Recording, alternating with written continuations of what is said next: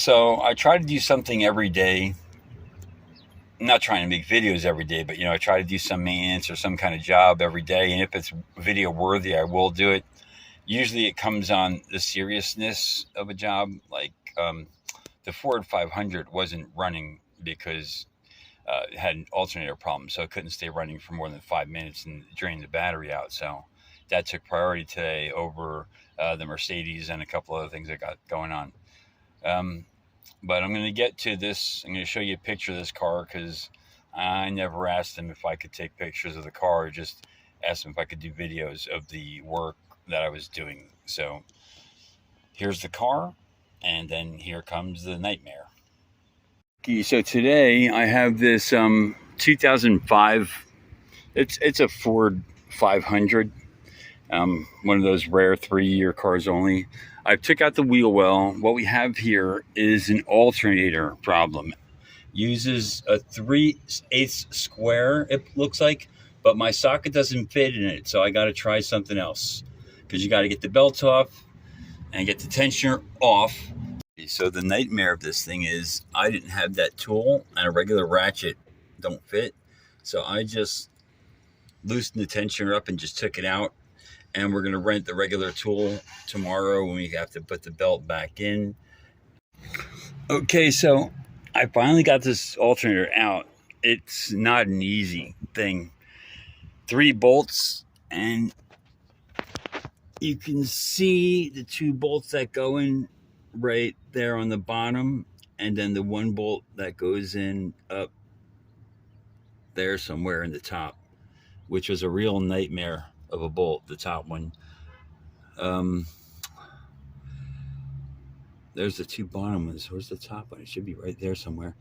Anyway, the top bolt on this car. Okay, so I don't know what happened. The video cut out on me, but I just wanted to show you what's in here. You've got this I believe is your RPM sensor, which goes right here next to the harmonic balancer. You see, you just attach that on there. I believe that's what that is. That tells the engine revolution. Without that, you're screwed. You've got the 2 plugs for the alternator. This one and the power. The one power line that goes to the battery. And once again, there's your mounting bolt holes right there, the 2 bottom ones. Top one's up here somewhere, which I can't see because it's too dark and my head can't fit in here. Anyway, like I was saying before, to get this thing out, if it has this cover on it, you got to try to get this cover off it before you can pull the alternator out, and it's not easy. First of all, it's bolted with the alternator.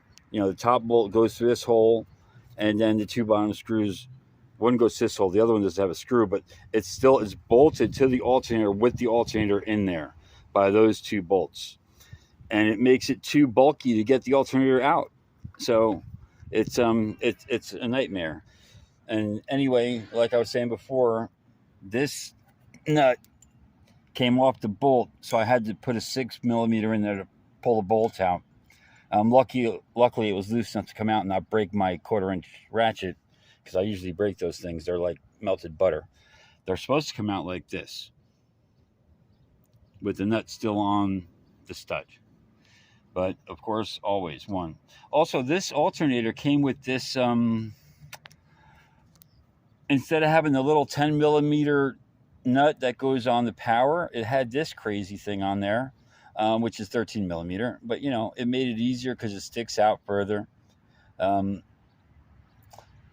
it's just less cumbersome than that tiny little 10mm nut that's on the power thing. Anyway, these were the tools that I needed for this job. Not much, right? Well, you have to have a tool to take this out. These didn't come out. We actually tore it off because these are all rusted in, and this fender is all jacked up anyway. As you can see, the bumper is starting to separate from the car. But there's a bunch of places there, there and there. One goes right there.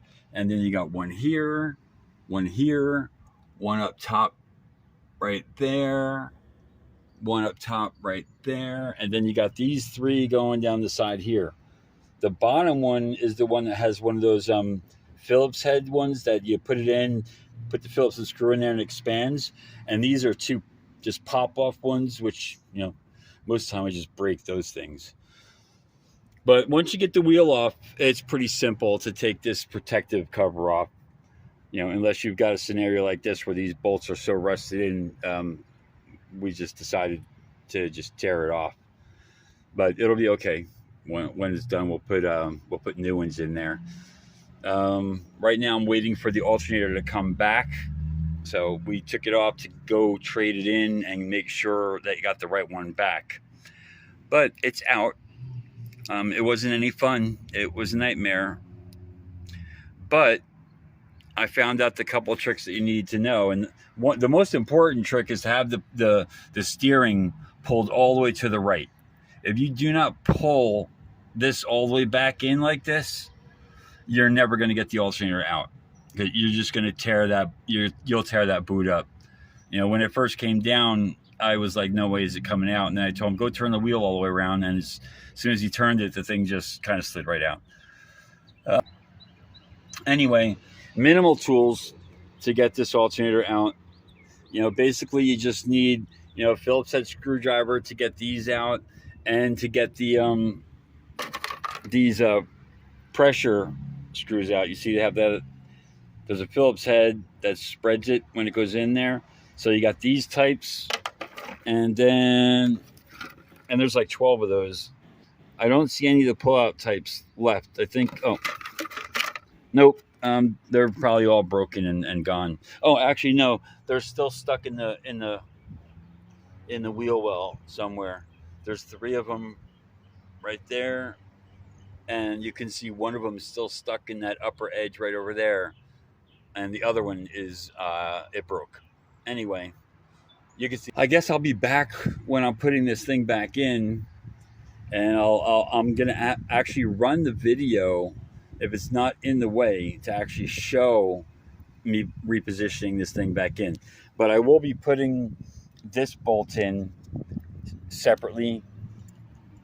I'll put the alternator in, and I'm going to run these 2 bolts back in the bottom 2 and snug it up. And then I'll get this one started, and I'll snug it up with the 6mm. And then once I got it snugged up with the 6mm, then I'll put its nut back on it and tighten that one up, and then put the wires back on, and she should be ready to rock and roll. I don't believe he wants me to put that protective cover on, and I don't know if I want to try to put it on either, because it really, really, really makes it very, very hard to move around in there. But if I can get it back in without too much hassle, I'll put it back in. Anyway, I'll be back. So after doing that Ford 500, I appreciate this. I mean, it looks like there's a whole bunch of stuff here, right? But literally, hello, I'm a GM alternator. You see that? Loosen that, slide it, take the belts off, loosen that, take off your power wire and your clip, undo those 2 bolts, and just pull it out. Simple, right? So that ends day 1 of the Ford 500 alternator. The video makes it look like it should take half hour. It took well over 2 hours, but I did happen to have every problem go wrong. When I took the power bolt off, the nut that holds the power line on, the power line didn't want to release from the alternator. I had to pry it off with screwdrivers. It was so tight to the bolt. The clip came out easy enough, but that stupid cover, the harness was clipped to the outside of the cover. The outside of the cover had these pads clipped into it, and the 2 bolts were going through the cover. And to get that cover off the alternator, you have to fight to get it out, because it's bigger than the alternator, and the size in there, the space is tight. I am going to try to put it back in with the thing on it again tomorrow, but the owner already said forget it. the video didn't show it on there, he don't care. I care because I like to put things back together the way I took it apart. So I'll try to get it back in there. No promises. You know, the most important part is to get the alternator back in there, get the belt back on, and get this thing starting and running again, because that car's been stuck and it needs to run. So it's one of my things I do, try to get people back going again, you know, because being out here, you know, living the whole nomad van lifestyle, mobility is so important. It's so key. You got to be able to get places, you know, whether it is to, you know, go to your gym like I do, to shower and work out or whatever you're going to do in there. You know, you got to go to a food store to get food, got to go to a gas station and get gas. If you can't move, you're immobile. You might as well pitch a tent under a tree and just stay there. Anyway, enough for today. I'll be back tomorrow. Hopefully the part comes in tomorrow. And I just ordered a master build kit for my transmission, so the fun begins there. And that's going to be a nice little adventure, hoping nothing goes wrong on that, because that's now my vehicle. So I need to get moving also. Anyway, have a good weekend. It's the beginning of the weekend, and I'll see you all soon. Maybe tomorrow night, maybe Sunday night. I don't know. It depends on... Work is more important than taking videos, so I kind of have to balance the time between making videos and actually doing work. And as I get better at this, I'll start setting up my little camera stand while I'm doing work. Hopefully tomorrow I'll be filming a lot of stuff while I'm taking the tranny, drive shaft, e-brake, and all that stuff out. I'll try to make little snippet videos at least of all the things I'm doing. But I'm trying, guys. Like I said, enjoy your weekend, and may the farce be with you.